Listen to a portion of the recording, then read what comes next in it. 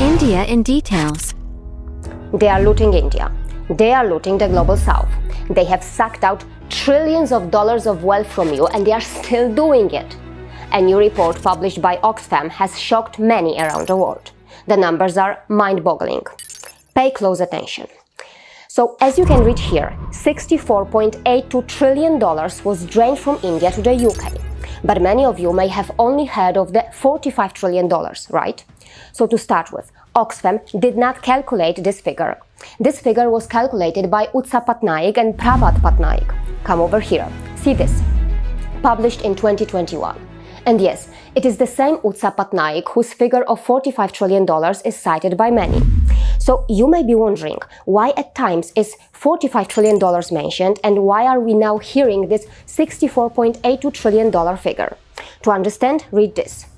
The present value of the drain over the period 1765 to 1938, cumulated up to 2017, was estimated at $45 trillion, and the value of the drain for the period 1765 to 1900 alone, cumulated up to 2020, is estimated at about $65 trillion. So now you understand where all these figures come from. Once again, as explained here, cumulated up to 2020, it is $64.82 trillion. You can also read the value of the drain cumulated to 1947 over here. But it is not just about the wealth that has been drained or looted from India. It is also about what is happening today. As revealed in this study, between 1990 and 2015, $242 trillion was extracted by the global north. Yes, you heard that right. Over the whole period, drain from the south totaled $242 trillion.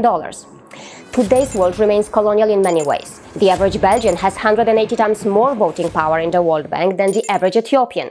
A system exploited by the Western colonial criminal states extracts wealth from the global south to the super rich 1% in the global north at a rate of $30 million an hour. Global institutions, financial markets and multinational corporations, all shaped by colonialism and rich country dominance, continue to facilitate this south-north transfer of trillions of dollars each year. The leaders of the World Bank and the IMF are still decided by the USA and Europe, respectively. In 2023, the global north extracted $921 billion from the global south through the financial system, 4 times the amount spent on aid. Between 1970 and 2023, global south governments paid $3.3 trillion in interest to northern creditors. Yes, first they looted you, now they charge you interest. In Africa, Britain and France extracted $2.4 trillion worth of African commodities between 1825 and 1947 in 2023 prices.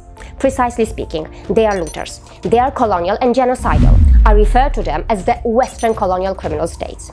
My fellow Europeans, tell me, will you just watch and do nothing about it? And let's not forget that all UN specialized agencies are headquartered in the global north. Only 19.2% of UN funds and programs, research and training, related organizations and other entities under the UN General Assembly are based in the global south. The United States continues to have the largest voting power in the WBG and IMF, holding greater than 15% of the voting power. There is an unequal distribution of voting shares. In terms of population, the United States, the majority of the European countries, and other high-income economies are massively overrepresented in BWIs. But even after looting trillions of dollars from India, they could not get rid of poverty back then, and even today, they haven't gotten rid of poverty. I explained that in this video. The report from Oxfam highlights that too. Read that here. I have also explained what happened between France and Haiti in one of my previous videos. The current generation in the West is also a beneficiary of that looted wealth and loot-centric infrastructure. I have explained that as well in my previous videos on numerous occasions. As explained here, in the UK, a significant number of the richest people today can trace their family wealth back to slavery and colonialism, specifically the compensation paid to rich enslavers when slavery was abolished. Trillions of dollars of damage to India and Africa, and a massive wealth transfer from the European colonization of the Americas, and trillions of dollars of damage from the transatlantic slave trade, as mentioned here. And don't think it's only a mistake of the past. It is happening even now, as multiple Western nations continue to sit on stolen land, continue to drill the oil or extract resources from the deceitfully acquired land, and continue to exploit the stolen land's resources. We just watch helplessly. And some of humanity's worst criminal states deceitfully pose as the biggest saviors as they continue to colonize, loot, or exploit the global South's population. Even the criminal justice systems in many countries have a clear Western European imprint, as many countries adopted or adapted colonial law codes. In the international health architecture, 75% of governing boards are dominated by nationals of high-income countries.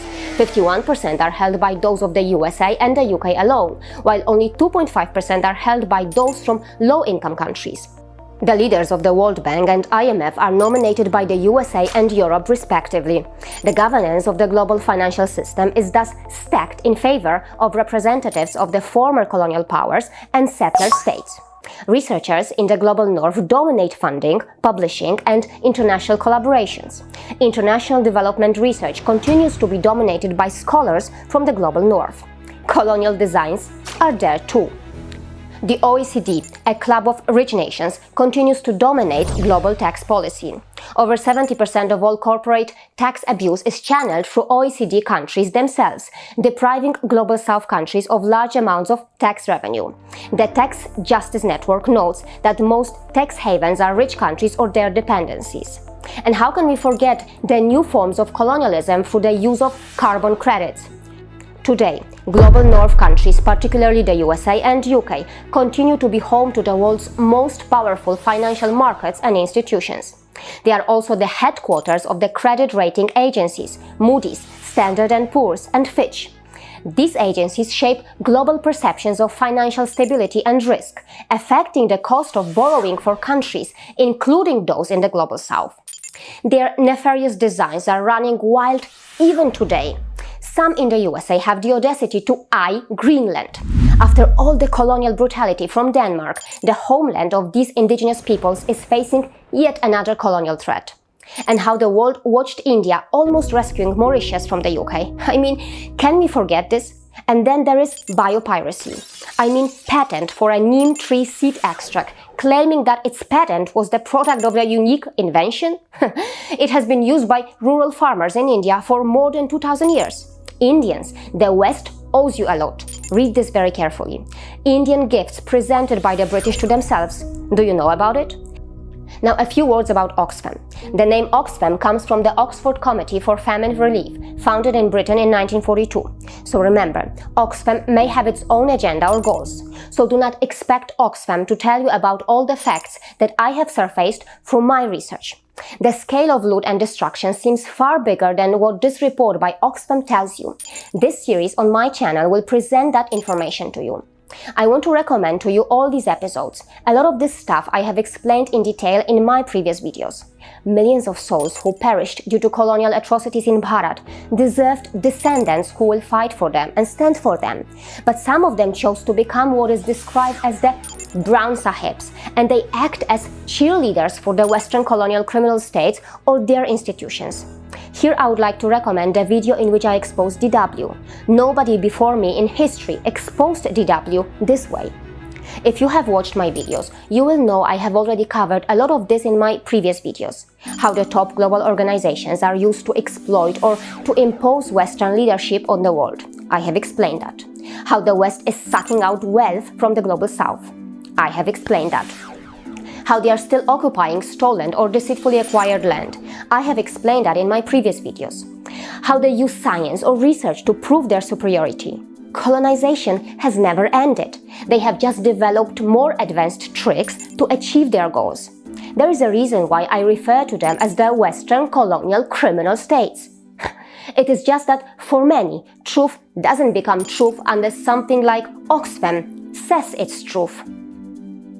See you again.